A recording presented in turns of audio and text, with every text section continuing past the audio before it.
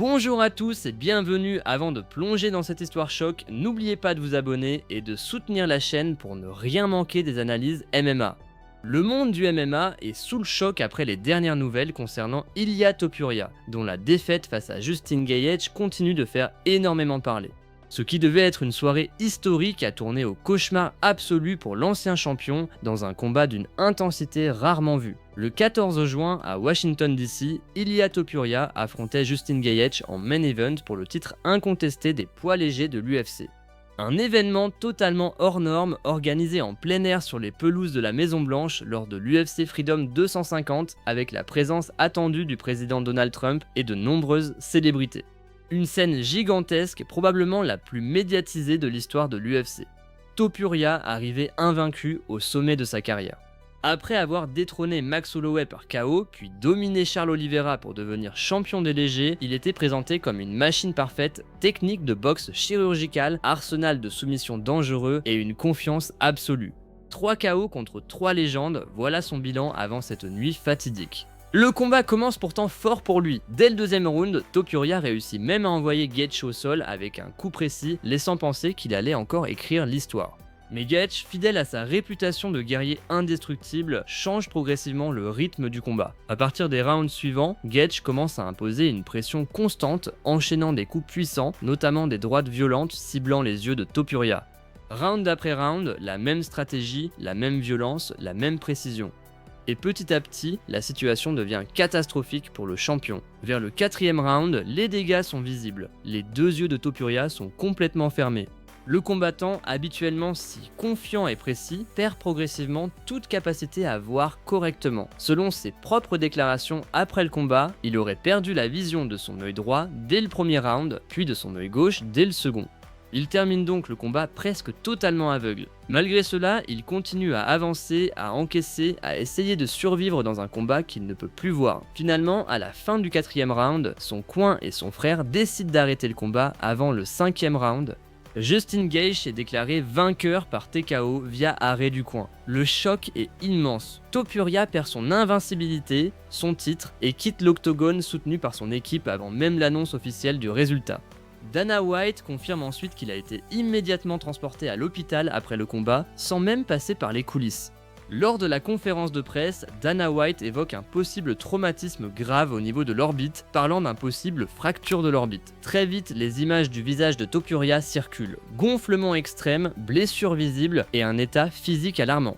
Dans les heures qui suivent, Topuria reste silencieux. Aucun message, aucune interview. Un silence inhabituel pour un combattant connu pour sa confiance et son charisme. Puis vient sa publication Instagram. Dans un message très commenté, il félicite Gaethje et reconnaît la dureté du combat.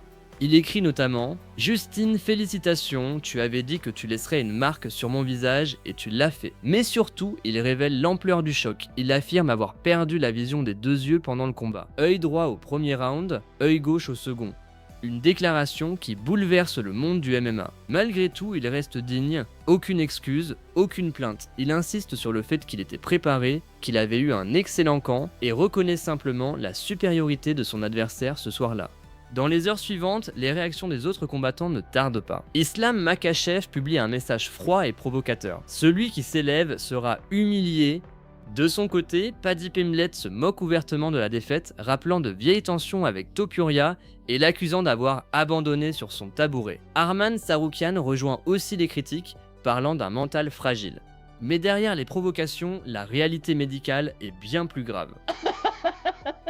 Après examen à l'hôpital de Washington DC, les médecins confirment que Topuria souffre de fractures non déplacées des 2 orbites ainsi qu'une fracture du nez. Les orbites sont les os qui entourent et protègent les yeux et ce type de blessure est particulièrement dangereux en combat. Heureusement, aucune chirurgie n'est nécessaire pour le moment. Les fractures sont stables, mais la récupération est longue et extrêmement délicate. Le moindre mauvais impact futur pourrait aggraver la situation ou provoquer des complications comme une vision double ou des lésions nerveuses. Topuria est donc hospitalisé puis autorisé à rentrer chez lui avec une consigne stricte de repos complet. L'un des éléments les plus importants reste la sanction médicale. Il reçoit une suspension médicale de 180 jours, le maximum imposé par la commission avec 60 jours obligatoires sans contact. Il ne pourra revenir que sur autorisation d'un spécialiste en chirurgie maxillofaciale. Cela signifie que même si la suspension de 180 jours est la limite officielle, son retour dépend entièrement de la guérison de ses fractures et de l'avis médical. En réalité, ce délai peut donc être beaucoup plus long. Les estimations actuelles parlent d'un retour possible début 2027, voire été 2027, dans le scénario le plus réaliste. Cela représente potentiellement plus d'1 an et demi loin de la compétition. Dana White lui-même se montre inhabituellement prudent, déclarant qu'il ne pense même pas à programmer un prochain combat pour Topuria, préférant qu'il se concentre uniquement sur sa santé. Pendant ce temps, la division des poids légers continue d'avancer. Gaethje, lui, reste au centre de toutes les discussions, tandis que d'autres combattants voient désormais une opportunité. L'aura d'invincibilité de Topuria a disparu. Malgré tout, Topuria garde une ambition claire. Il parle déjà de revanche. Dans son message, il promet de revenir plus fort, plus dangereux et affirme que cette histoire avec Gaethje est loin d'être terminée. Selon ses proches, il souhaite même une revanche en Espagne devant son public. Mais entre les blessures, les délais de récupération, les risques médicaux et la concurrence de la division, rien n'est garanti. Ilia Topuria serait toujours incapable d'ouvrir complètement les yeux plusieurs jours après l'UFC Freedom 250, selon un proche. On ne parle pas ici de quelques heures après le combat, mais bien de plusieurs jours avec une difficulté persistante. Il aurait encore du mal à ouvrir correctement les yeux, ce qui dépasse largement le simple inconfort. Les informations évoquent des fractures non déplacées des deux os orbitaires. Cela signifie que les os autour des yeux sont fracturés, mais restent alignés dans leur position normale. Aucune opération chirurgicale n'est nécessaire à ce stade, mais le repos et la récupération sont absolument essentiels. Ce type de blessure est bien connu dans les sports de combat et reste particulièrement préoccupant. Ce qui inquiète le plus, c'est que ce genre de fracture peut devenir un point faible durable pour un combattant. Une fois l'os orbitaire touché, il peut rester fragile et être ciblé à l'avenir par les adversaires. Justin Gaethje aurait identifié cette faille en temps réel durant le combat en l'exploitant coup après coup, round après round. Au-delà de la blessure, la division des poids légers continue d'avancer. Des prétendants comme Arman Tsarukyan restent très bien placés pour un futur combat de titre, tandis que Charles Oliveira a également ravivé ses ambitions. La catégorie est extrêmement compétitive et n'attendra pas le retour de Topuria. Justin Gaethje pourrait même combattre 1 ou 2 fois avant que Topuria ne soit médicalement autorisé à revenir. Chaque combat disputé en son absence modifie le classement et la dynamique de la division. Par ailleurs, une partie du discours public autour de Topuria devient de plus en plus critique. Certains combattants, dont Arman Tsarukyan et Islam Makhachev, ont laissé entendre qu'il avait abandonné après le combat. Ce type d'étiquette, qu'elle soit juste ou non, peut fortement influencer la perception du public. Le combat potentiel entre Topuria et Makhachev, longtemps attendu comme un choc majeur pour l'héritage des deux hommes, semble aujourd'hui beaucoup plus éloigné. Les réactions médiatiques et celles de certains combattants ont amplifié la pression autour de cette défaite. Dans ce contexte, Justin Gaethje apparaît comme un vétéran proche de la fin de carrière, ayant peut-être disputé l'une de ses dernières grandes chances pour un titre incontesté. Une victoire dans ce combat aurait marqué un moment décisif dans sa carrière.